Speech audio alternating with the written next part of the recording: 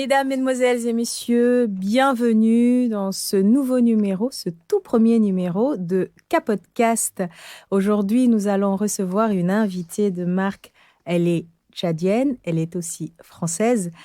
On l'appelle affectueusement Miss NATO, très connue à N'Djamena avec son objectif et sa caméra, son appareil photo en main. Elle est en France. Je suis avec elle à Paris dans le studio. Elle est venue en France à l'âge de 3 ans. Elle s'appelle Eliane Natoengar. Eliane, comment tu vas? Bah, bien, ma foi. Eh ben, je suis très contente et très ravie de te recevoir aujourd'hui parce qu'en plus, tu fais un peu quand même l'inauguration, le lancement de notre premier numéro du podcast, du K-Podcast. Alors, bienvenue. Merci, quel honneur. Merci. Eliane, en gros, le concept, il est très simple. On va tout d'abord passer un peu en mode souvenir. On va un peu farfouiller dans l'enfance. Tu es né au Tchad. Tu as grandi à N'Djamena. Oui, je suis née au Tchad, à N'Djamena, mais en revanche, j'y ai pas passé beaucoup de temps. J'ai atterri un jour frileux de septembre à l'âge de mes 3 ans. On est arrivé en France parce que mon père était étudiant ici et il y a eu l'une des fameuses guerres civiles de N'Djamena qui a éclaté. Donc, papa est parti nous chercher. Je me souviens plus vraiment du voyage. On me l'a raconté, maman le raconte encore parfois. Mais en tout cas, oui, je suis arrivée à Paris, j'avais 3 ans. J'ai pas vraiment de souvenir d'avant cette période, hein. J'étais jeune. J'ai quelques photos pour me rappeler que oui, je suis bien née au Tchad. Je pense que c'est peut-être aussi un peu pour ça que j'ai toujours plaisir à repartir à N'Djamena. Mais dis-moi, tu parles ta langue maternelle Oh, aussi. je suis censée parler le gour, mais avec un, un horrible accent français. Un accent Nazara. Voilà, un accent nassara qui fait toujours sourire tout le monde. Du coup, bah, je m'abstiens. Très souvent, d'ailleurs, quand j'arrive, les gens s'arrêtent de parler le patois. Ils me parlent en français parce qu'ils pensent que je ne comprends pas. Mais on va faire le test tout à l'heure, hein. Tu vas nous faire un petit freestyle. Tu vas nous parler en langue gore quand même. Mais alors, dis-moi, Eliane, tu vas nous parler quand même d'un pays qui t'affectionne, qui est le Gabon. Oui, alors pour la petite histoire, papa, lui, il est professeur de sciences techniques économiques. Non, alors, excuse-moi, professeur S sciences, il y tient. Il y tient. Voilà, professeur S sciences techniques économiques. Et donc, il a eu un contrat au niveau du Gabon. Donc, on est arrivé au Gabon comme en tant qu'expat. Et je suis arrivée au Gabon assez jeune, j'avais 8 ans. Et j'y ai passé mes plus belles années, hein. J'ai gardé de très, très beaux souvenirs du Gabon. On était à Port-Gentil, donc c'est une petite île, hein, assez sympathique. D'ailleurs, je me suis mis dans un coin de ma tête d'y retourner un jour pour peut-être retrouver les odeurs, les sensations.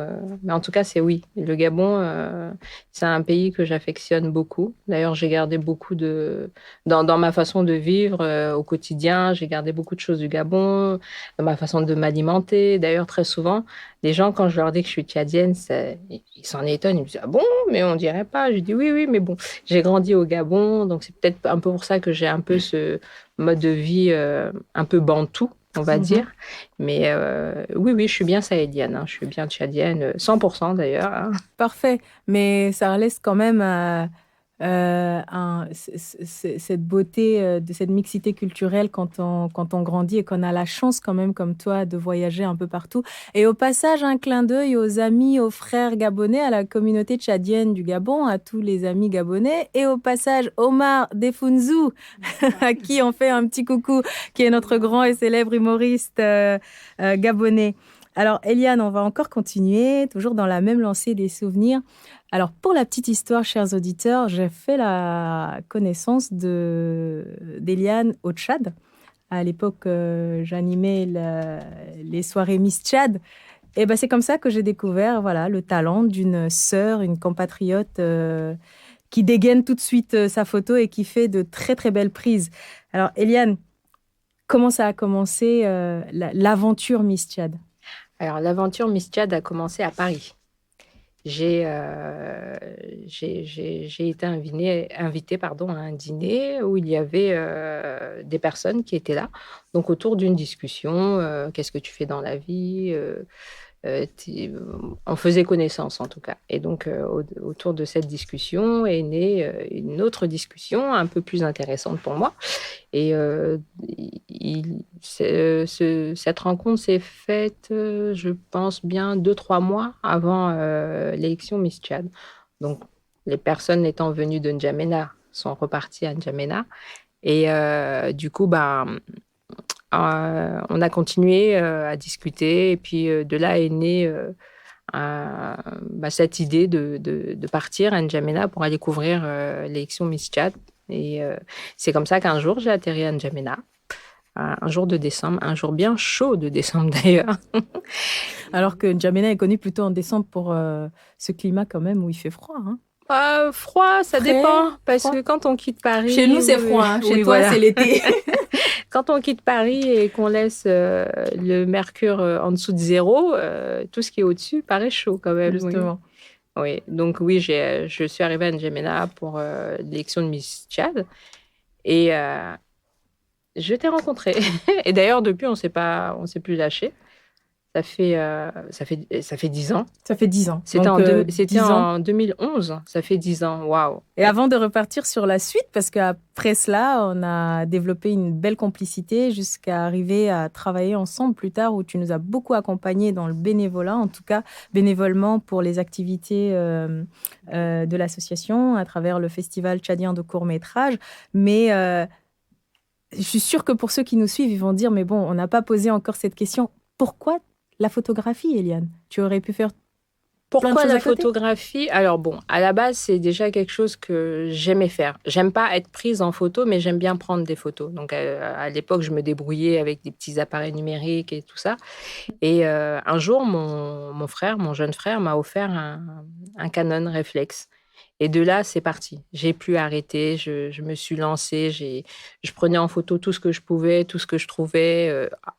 Parfois, j'agaçais même certaines personnes puisque j'étais tout le temps en train de mitrailler, de prendre plein de photos. Donc oui, c'est une passion. C'est peut-être pour ça que je le fais bien. Parce que quand on fait quelque chose qu'on aime, on ne le subit pas en fait, on le vit et j'ai cette soif voilà, de tout prendre en photo, de tout recracher, surtout au niveau du Tchad où je trouve que il y a rien en termes d'images, en tout cas en termes de belles images du Tchad. Et d'ailleurs, je fais un clin d'œil à la beauté tchadienne, la page Facebook La beauté tchadienne pour laquelle je suis administratrice avec Nadifa. Et on a fait ce constat qu'au niveau du Tchad, en tout cas en termes d'image, il y avait un sacré déficit. Aujourd'hui d'ailleurs, hein, malheureusement encore, un peu moins, mais quand on parle du Tchad, alors les premières réactions, c'est «Ah, le Tchad, c'est où le Tchad? C'est quoi le Tchad?»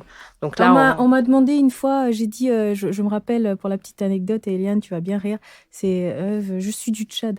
Ah, vous connaissez? Oui, c'est vers la Chine. Je fais bon, ok. D'accord. Donc il y a beaucoup de travail encore. Non, il y a encore beaucoup de travail, mais oui. Et c'est pour cette raison, en fait, qu'on a... Comme, bon, je suis aussi beaucoup sur les réseaux sociaux, Internet et tout ça. Et je me suis dit, il faut qu'on montre le Tchad. Il faut qu'on montre notre Tchad. Le Tchad qui peut faire rêver, pas le Tchad que les gens connaissent ou que les gens ont l'impression de connaître. Et du coup, avec Nadifa, on s'est dit, bon, bah, comment faire pour que les gens puissent voir et partager ces choses? On s'est dit, bah, on va polluer les réseaux sociaux avec des photos. Donc, on était parti à la base, c'était sur la beauté tchadienne, on publiait beaucoup de photos de filles, de jolies filles, parce qu'en général, les belles filles, hein, c'est un langage international, ça plaît à tout le monde. On n'a pas besoin de mettre de légende ou quoi que ce soit. Quand c'est beau, c'est beau. Donc, on a commencé comme ça, on a réussi à avoir une audience, on était très suivis. Et après, de par mes nombreux voyages que j'effectuais au Tchad aussi, j'ai essayé de ramener le plus d'images possible. Mais bon, aujourd'hui, quand même, j'ai une petite pointe d'amertume parce qu'il me manque des photos du Tchad, notamment du nord. et du lac. Justement, on en reviendra tout à l'heure. On en Et reviendra tout à l'heure parce que là, tu vas devoir nous dévoiler c'est quoi tes prochains plans. Enfin, on viendra tout à l'heure. Alors, Eliane, juste un peu, est-ce que tu peux en gros nous parler de ton expérience sur tout ce qui est bénévole que tu as eu à faire quand tu étais au Tchad? alors, Là, c'est sur la partie. Alors, pour ceux qui viennent de prendre le train en marche, sachez que nous sommes avec Eliane Natoengar, franco-tchadienne, photographe, qui est une pépite ici au niveau de la diaspora, qui mérite d'être valorisée et qu'il faudrait aussi découvrir. En tout cas, chers compatriotes, pour ceux qui nous suivent depuis le Tchad, Eliane, merci encore une fois d'être sur ce podcast, ce numéro. Est-ce que tu peux nous parler de ton expérience du FEDCUM et des élections Miss et tout ce que tu as pu apporter, en tout cas, toi? alors dans l'ordre, hein, Miss Tchad, ma première expérience, j'ai beaucoup observé et je me suis dit, on a du boulot. Et Comment ça, du boulot? bah, Miss Tchad avait été, de mon souvenir, il n'y avait pas eu d'élection Miss Tchad pendant longtemps. Donc, quand le Tchad a repris l'élection de Miss Tchad, il y avait beaucoup de choses à faire. Parce qu'entre le temps où ça s'est arrêté et ça a repris, les choses ont évolué, euh, les choses ne sont plus les mêmes. Donc, j'ai beaucoup observé la première année. Mm. Et à l'époque, le ministre qui était en place, Monsieur Kaya Oumar Defala, Qu'on salue au passage, le grand-papa, le tonton. le tonton Le national. tonton national.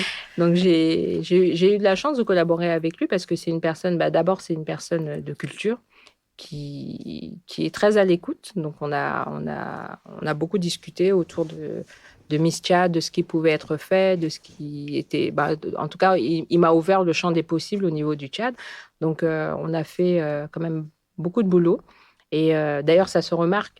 Je vais pas dire que c'est grâce à moi uniquement que les choses ont évolué, mais bien évidemment, l'équipe qui était en place était aussi une équipe très à l'écoute et très motivée. Et du coup, des choses ont changé. On peut voir l'évolution entre la première élection à laquelle j'ai participé jusqu'à la dernière à laquelle j'ai participé. Les choses ont beaucoup évolué. D'ailleurs, même là, sur les dernières, je me suis un peu arrêtée parce que, entre-temps, il y a eu un événement dans ma vie qui a fait que j'ai dû lever le pied. Et on en parlera aussi. Mais oui, je vois aujourd'hui comment se déroulent les élections Miss Tchad. Je suis fière quand même parce que même si c'est vrai que c'est pas encore à la hauteur de ce que moi j'aimerais pour le Tchad, mais c'est déjà pas mal. Et puis surtout, il faut noter qu'on a quand même eu une Miss tchadienne qui a participé à l'élection de Miss Monde. Et c'est pas rien. Elle était quand même classée dans le top 10 des favorites. Ce qui est une fierté nationale, fierté 235 comme on dit. Un petit clin d'œil à Djivira qui a bien, en tout cas, qui a bien porté les couleurs du drapeau. Magnifique Miss, qui a bien suivi les conseils. Ce qui lui a permis d'ailleurs d'arriver jusque-là, de passer le cap des présélections et de participer surtout. Et très vite, un petit mot sur le FEDCUM. Le FEDCUM, oui. Alors, Haché me dit, Eliane, j'ai un truc génial. Alors, Haché, elle a toujours des trucs qui fusent de partout. Hein. Haché, c'est comme un popcorn dans une marmite, ça pète de partout. Donc, parfois, c'est vrai que c'est un peu difficile à canaliser les bonnes idées de la Miss. Hein. Mais non, moi, j'ai accroché tout de suite, j'ai adhéré parce que si depuis notre première rencontre, on est toujours ensemble, c'est parce que au-delà de l'amitié, il y a de cette belle amitié d'ailleurs, à qui je souhaite une longue vie, n'est-ce pas? Le côté professionnel. Je suis pas en train de te passer de la crème, hein, mais voilà, le côté pro, le côté pétillant, ce peps qui peut parfois être épuisant, je dis ça au passage. Ouais. Voilà, non, j'ai adhéré tout de suite parce que voilà, les idées, je me retrouve dans les idées et je me suis dit, qu'est-ce que ça me coûte de de donner de mon expertise, de mon temps, de mon expérience, si ça peut faire avancer le Tchad. Parce que c'était pas un projet personnel. Si tu étais venu en me disant, oui, tu as besoin de te mettre en lumière ou je ne sais quoi, je ne sais pas si j'aurais adhéré. Mais là, c'était vraiment quelque chose de plus national. C'était vraiment quelque chose pour le Tchad et donc oui, j'ai adhéré tout de suite. La preuve, j'ai fait les trois éditions. Justement, pour peut-être ceux qui nous suivent, qui ne savent pas ce que c'est que le FEDCUM, c'est le Festival tchadien de court-métrage dont j'assure la direction. On a eu à faire 3 éditions en présence d'Eliane, d'où cette question pour justement montrer un peu le travail qui a été fait par notre sœur. Eliane, nous allons venir à ce deuxième volet de cette tranche qui est le côté actu. Le côté actu, et aujourd'hui, on ne peut pas discuter sans pour autant mettre en avant 2 grandes actus, en fait, on va dire pratiquement mondiales. L'émission passe au mois de mars. C'est un mois qui est censé symboliser le mois où toutes les femmes luttent, en tout cas pour leur émancipation, pour leurs droits. Toi, en tant que femme, en tant que mère, parce que justement tu en parlais, comment est-ce que tu vois l'évolution de la place de la femme? Pas que au niveau mondial, mais si on doit juste le relocaliser sur le continent africain et précisément sur le Tchad. Bah moi, je suis très fière et d'ailleurs même très surprise parce que j'ai eu à constater, en tout cas sur la dernière décennie, qu'il y a de plus en plus de filles et femmes tchadiennes qui osent, autant dans l'entrepreneuriat que dans le volet culturel. En tout cas, aujourd'hui, la femme tchadienne, elle ose. Elle a peut-être pas encore, on lui a pas encore octroyé les moyens qu'il faut pour qu'elle puisse exploser, mais je pense que ça ne saurait tarder. Et en tant que femme, je sais que quand une femme décide de faire quelque chose, elle le fait bien. On a le souci du détail, du beau, du pratique, du fonctionnel. Donc, c'est pas juste une histoire de faire quelque chose pour amuser la galerie, mais vraiment, voilà, on le fait avec le cœur. Donc, en général, quand une femme se met sur un projet, on sait qu'à 50%, c'est déjà bon. Le cœur y est. Oui, voilà. Et la femme tchadienne est une femme vaillante, eu égard à l'histoire du Tchad. On a parfois, quand je discutais avec certaines de mes amies ou cousines, j'étais tout le temps, mais c'est pas possible. Et on me disait, oui, mais Eliane, les réalités ici ne sont pas les mêmes. Et c'est vrai, en y allant très souvent, j'ai fini par constater que oui, c'est vrai, les réalités tchadiennes ne sont pas les mêmes que les réalités à Paris, à Abidjan, justement, à Bamako. Si tu devrais le comparer, à supposer que tu devrais comparer ta vie, toi, là on va porter la casquette française, de française ici à Paris et d'une tchadienne au niveau d'une N'Djamena, quitte à ce que vous ayez un peu le même background professionnel, comment toi tu comparais les choses en toute honnêteté, quoi? Bah, je pense que moi, version Tchad, il y a quand même c'est difficile. C'est difficile pour une femme, de toute manière, de manière mondiale, on le constate partout, c'est difficile pour une femme d'être... ou en tout cas, mon ressenti parfois, c'est de se dire qu'on n'est pas prise à notre juste valeur.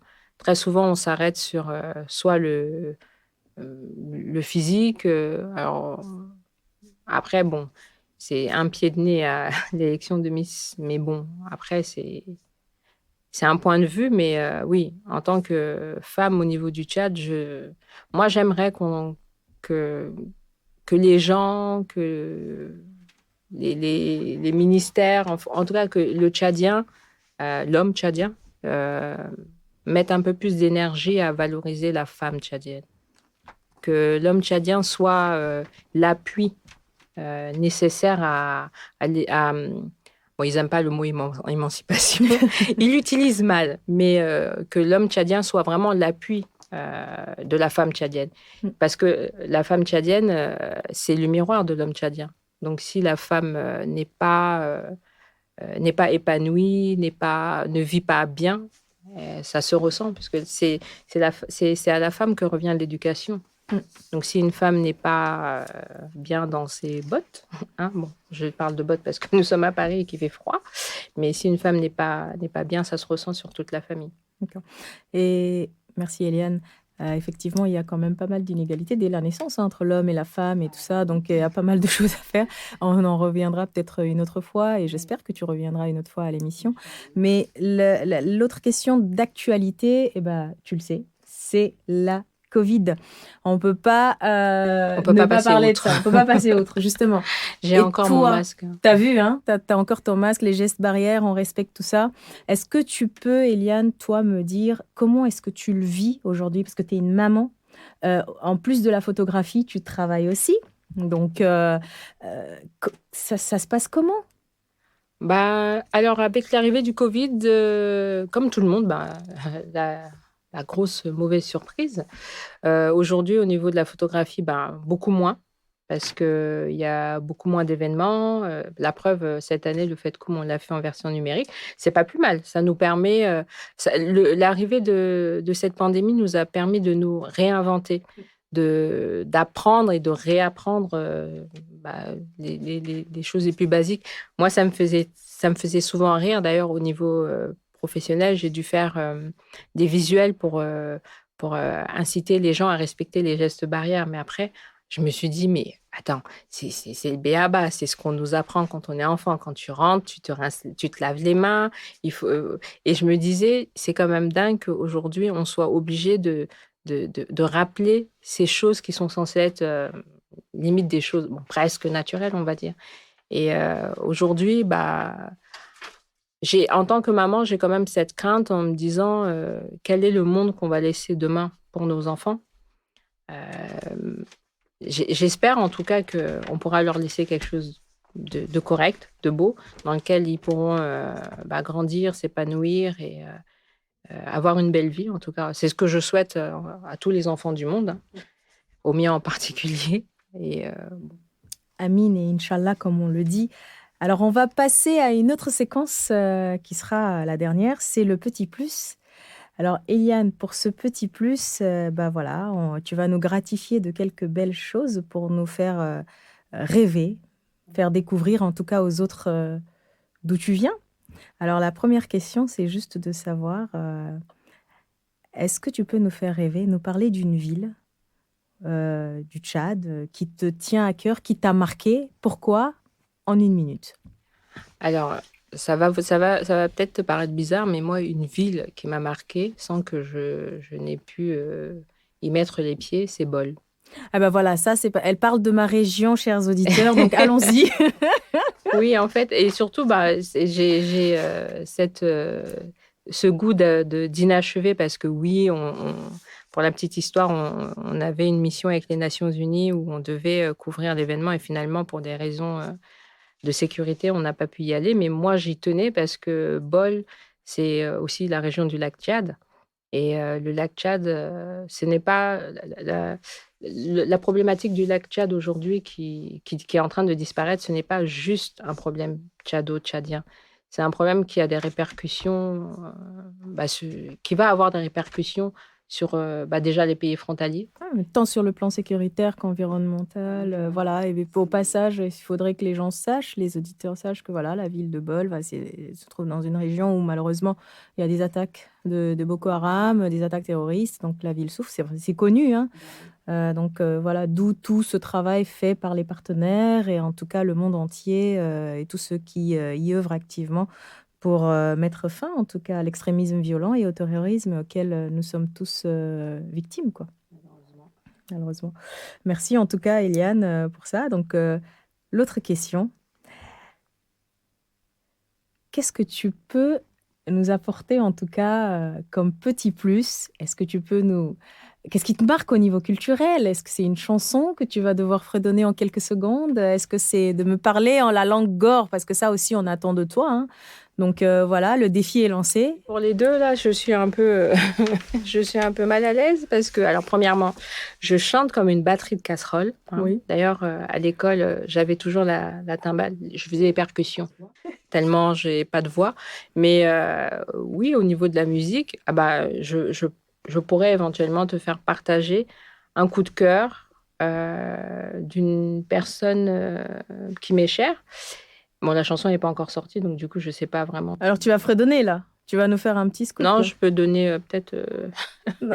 je sais pas chanter. Bah, ok, alors un message pour nos auditeurs parce qu'on est pratiquement à la fin. Alors, un message en gore. Ah ah! Attention, hein, ça, elle va commencer à chorobier un peu. Hein? Ouais, avec mon accent Nassara, là, Qu'est-ce que... je sais pas, dis-moi une phrase. Je sais pas, abonnez-vous à la Kitty Attitude, donc un podcast, pourquoi pas? Abonnez-vous, ce mot n'existe pas chez nous. Qu'est-ce que je fais? Non, bon, je vais éviter. En tout cas, pour la prochaine fois, je vous promets, je vais même faire, s'il le faut, une vidéo où je vais danser le Sai, qui est une danse de chez moi, parce que je sais danser le Sai quand même. Très bien. Ah oui, attention, je faisais partie du ballet. On te prendra au mot à charge de revanche? Non, je le ferai. Mais non, en plus, là, aujourd'hui, j'ai la voix un peu cassée, chantée. Un petit message, Eliane. Un petit message. Franchement, c'est une première. J'espère que on reviendra ici fêter la 100e. Donc, abonnez-vous. Venez, ne soyez pas timide, parce que je sais que dans le milieu tchadien, les gens sont assez timides. Partagez, commentez, regardez, parce que sans vous, on pourra rien faire de tous les efforts qu'on est en train de faire aujourd'hui. Merci beaucoup, Eliane, d'être venue à ce premier numéro du K-Podcast. N'oubliez surtout pas de vous abonner à la Kitty Attitude parce que tout simplement, la culture du possible est une force avec nous. C'était Eliane Nato-Ingar, photographe franco-tchadienne que j'ai reçue aujourd'hui au studio ici à Paris. Je vous remercie pour votre attention. Moi, c'est Haché Ahmad Mustafa et on se retrouve la semaine prochaine. Au revoir.